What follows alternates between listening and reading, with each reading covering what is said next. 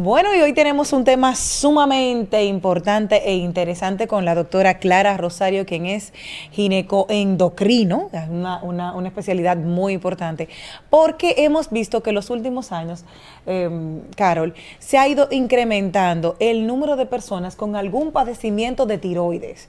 Algunos tienen hipo, como es mi caso, y otros tienen hiper, que son afortunadas, siempre andan flaquitas. Yo de beber agua engordo y de mirarme mal engordo también, pero también ¿qué repercusiones podría tener para una mujer este caso? Muy buenos días, doctora, ¿cómo está usted? Hola, buenos días. Encantada de estar por aquí con ustedes. Muchas gracias por la invitación.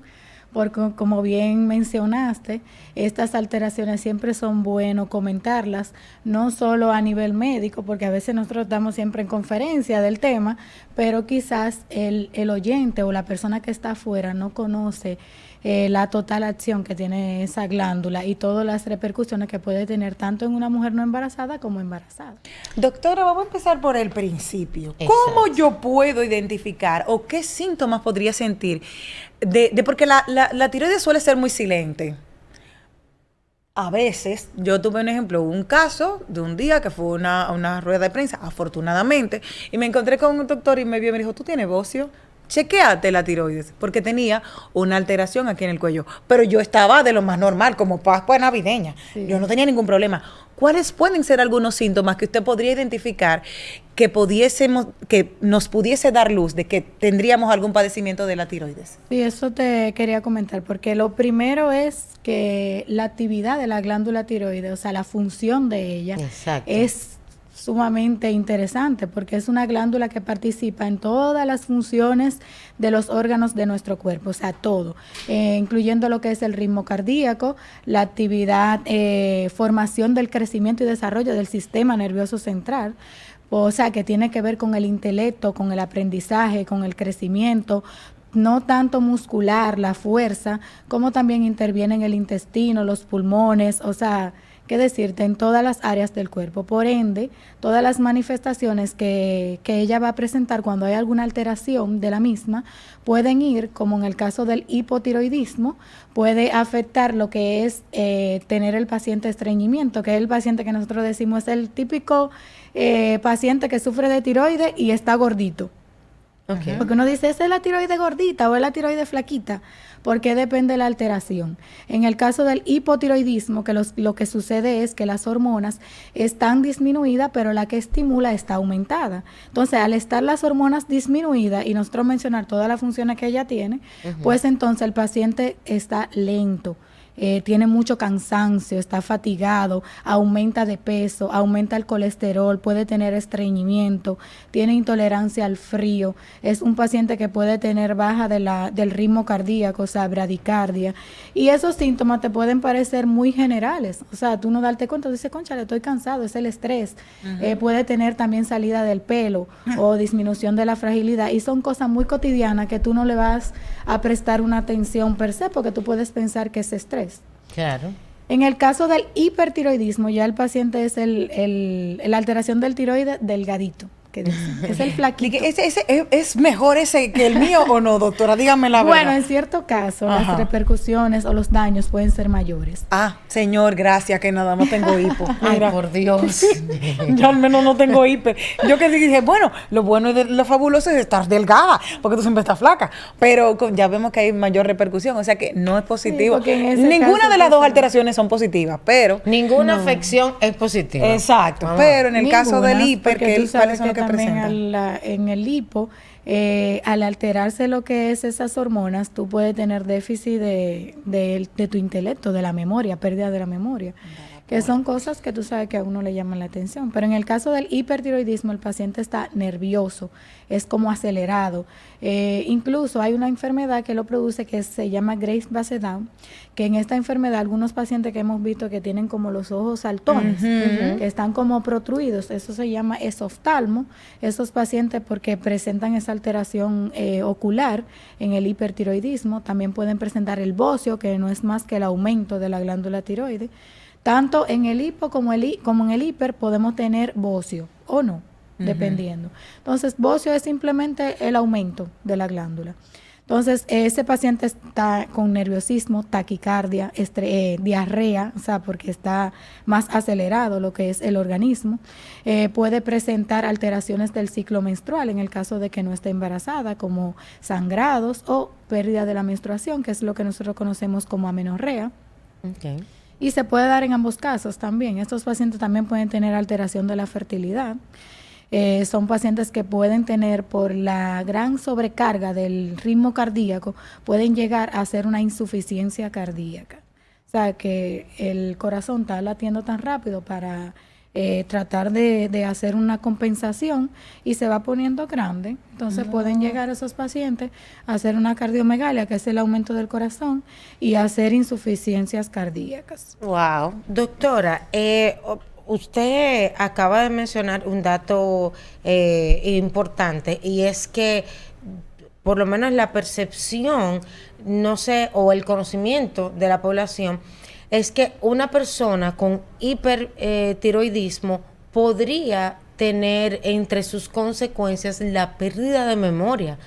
Regularmente, como usted bien lo destaca, diferenciamos una y otra con el peso de ese paciente. Si uno está más gordito, si uno está más flaquito. Solamente en el caso de hipertiroidismo puede entender esa pérdida de memoria, en qué consiste, cómo puede un paciente o ver que eso pudiera ser a causa de esa enfermedad. O sea, mayormente el déficit del intelecto y de la memoria está más ligada a lo que es el hipotiroidismo, porque es por disminución de esas hormonas, de tanto T3 y T4 en el hipo. Entonces, en esos casos, tú sabes que, como te digo, son síntomas como muy, muy ligeros. O sea, Perdón el sentido, que la interrumpa. Usted habla de la falta de memoria y del intelecto. ¿Son distintas? O sea, en el sentido del intelecto te digo, porque tú pudieras ser una persona muy inteligente, que captabas rápido, y en un momento tú te das cuenta, oh, pero ven acá, como que no estoy captando igual, entonces tu intelecto está afectado en ese caso. Ahora, pérdida de memoria, decir, por ejemplo, te aprendiste esto hoy, ahorita, oh, pero ¿qué pasó? No recuerdo. Y como son síntomas como tan así que te pasan a diario, porque tú quizás puedas en un momento olvidar algo y no sea tan perceptible, tú quizás no lo asocias. Por eso siempre es bueno que el paciente se nutra o que vea este tipo de programas y cosas, para que en un momento dado se le prenda el bombillito, ay, espérate, estoy aumentando de peso, o en ocasiones tú te puedes hacer examen del colesterol y tener colesterol elevado, y así sucesivamente, y más te orientas o vas a donde debes ir, dirigirte al médico que debe evaluarte, que es el endocrinólogo. Y estas patologías son más frecuentes en las mujeres. Entonces, como son más frecuentes en las mujeres, siempre se recomienda en una evaluación, ya sea ginecológica, que al paciente por lo menos se le realice una TSH, que son las hormonas que se hacen a nivel de sangre, una TSH, una T3 y una T4 por lo menos 2 veces al año, o sea, cada 2 años, perdón, después de los 35 años, para evitar estas manifestaciones y también por la repercusión que tienen en el embarazo. Doctora, ahí llegamos al punto que quería. Entonces, ¿qué tan difícil resulta para una mujer con la afección tanto de hipotiroidismo como de hipertiroidismo concebir? O sea, su embarazo, tener un embarazo, ¿qué tan difícil se le hace? Sí, realmente estas pacientes pueden padecer infertilidad, porque las hormonas tiroideas están muy ligadas, como también su liberación está ligada a otra liberación de hormonas como prolactina, intervienen también con los estrógenos, altera el ciclo menstrual. Entonces estos pacientes tienen una ovulación que no es del todo adecuada, aparte de que si logran el embarazo, en ellas es más frecuente los abortos. Incluso se dice que en pacientes que tienen alteración de anticuerpos, que son también análisis que uno realiza en esas pacientes, si ellas tienen anticuerpos positivos y están sometidas a fertilización in vitro, tienen más riesgo de falla. E incluso si llegan a lograr el embarazo, mucho más riesgo de tener abortos espontáneos. Y en el caso de que desarrollen la alteración tiroidea más largo en el embarazo, tienen riesgo de rotura de la placenta, o sea, desprendimiento de la placenta, de aumentar sus niveles de presión, de hacer lo que nosotros conocemos como preeclampsia. Esos niños también pueden entonces presentar, en el caso dependiendo de la alteración, o hipertiroidismo o hipotiroidismo. Y realmente son casos muy preocupantes, porque como nosotros aquí no realizamos lo que es el screening o la prueba del talón en el bebé, eso puede pasar desapercibido. Entonces tú percatar que el bebé pueda tener esa alteración ya cuando esté en la escuela. ¿Qué pasó? No aprende bien, no sabe leer bien, o que no va al ritmo de los demás niños, o ves un ligero retraso. Y realmente estas son cosas prevenibles, porque si la podemos detectar en los primeros 3 meses de vida de ese bebé y suplir esas hormonas tiroideas, ya sea, o dar el medicamento que amerita, podemos evitar el retraso mental en estos bebés.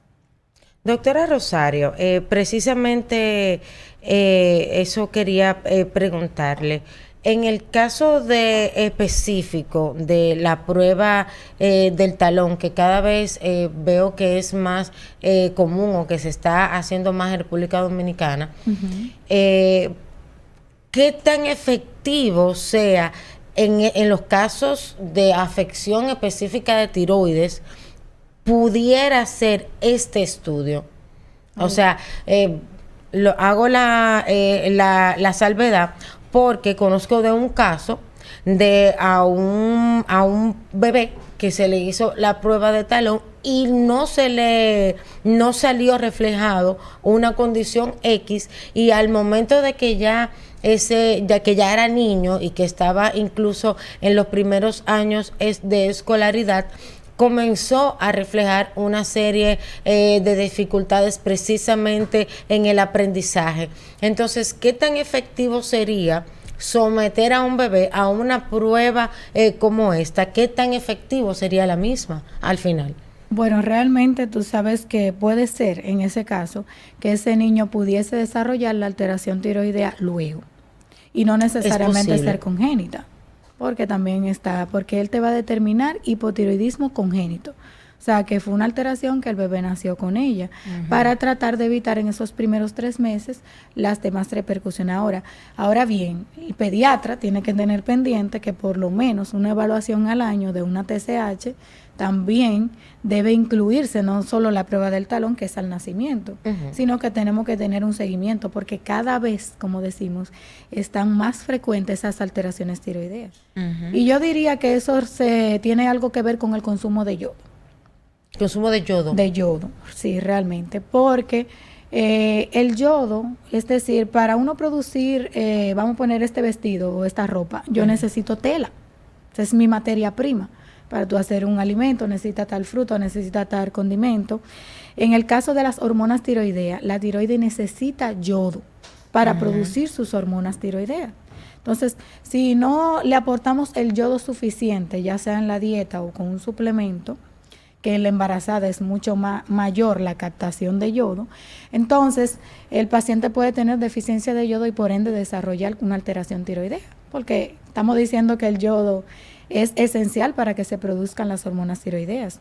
Entonces, en el caso, por ejemplo, yo siempre le comento a los pacientes cuáles son los alimentos que contienen yodo. Por favor, ¿cuáles son? Que usted puede ir, porque voy aquí a anotarlo todo, doctora. Y realmente, porque a veces la gente dice, no, ok, yodo, ¿y qué consumo? Sal yodada. Exacto, o me siento en el mar a ver todos los días en el malecón, en el mar, porque hay gente que me lo decía, es que tú no vas al malecón para coger el yodo, que señores, no es que yo soy una parábola y voy a caer. No, realmente nosotros estamos en una isla, porque hay países realmente que están desprovistos totalmente de yodo. Claro. ¿Y cómo podemos nosotros consumir de manera natural o a nivel de los alimentos? ¿Cuáles son los alimentos que no pueden faltar para una persona con hiper o hipo que necesitan yodo? Realmente, dentro de los alimentos están muchos mariscos, como es el salmón, el pescado, el bacalao, el arenque, las sardinas, las tunas.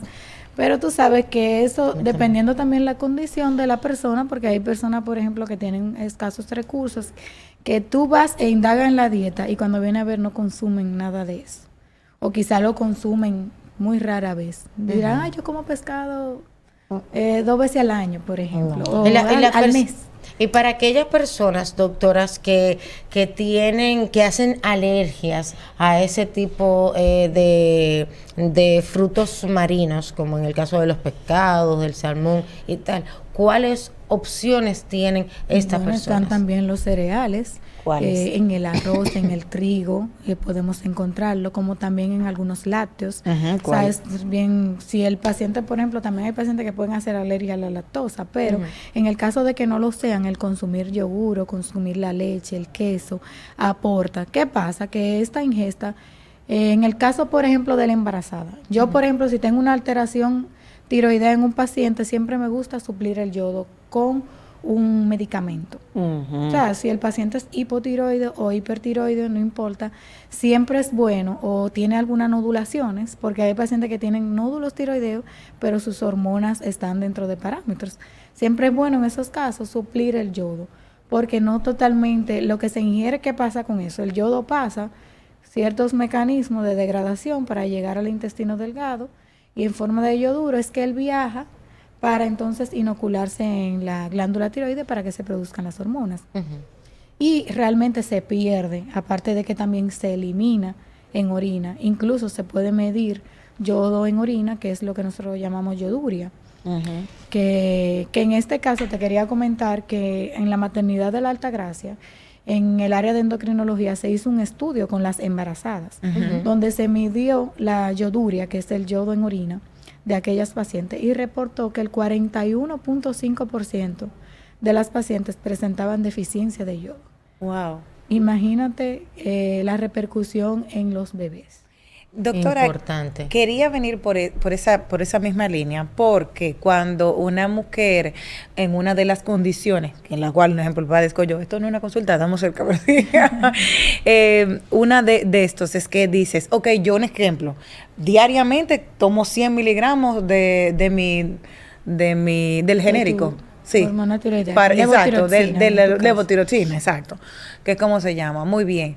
Inmediatamente que yo quede embarazada, tengo que tener un seguimiento muy cercano con ustedes, porque hay que aumentarme la dosis, hay que tener, dígame, cuéntame de esa parte, por favor, porque yo estoy un poquito ya, yo quiero tener mellas, y hay que tener pendiente la intelectualidad. Ya yo sabía de eso, de que tú tienes que tener muy pendiente de aumentar, de estar con un especialista, porque tú tiendes a tu bebé necesita de tu tiroides, y tú la tienes deficiencia, el bebé no va a encontrar nada, y ahí nacen con deficiencia mental. Entonces, realmente, yo estoy ahí, doctora, estoy al tanto. Mira, cuénteme, muy atinado tu comentario, de cuénteme, verdad que sí, doctora. porque es importante dejar claro que el paciente que tiene una alteración tiroidea tiene que tener un seguimiento cercano, porque hay un consumo mayor de yodo en el embarazo, estamos diciéndolo ya.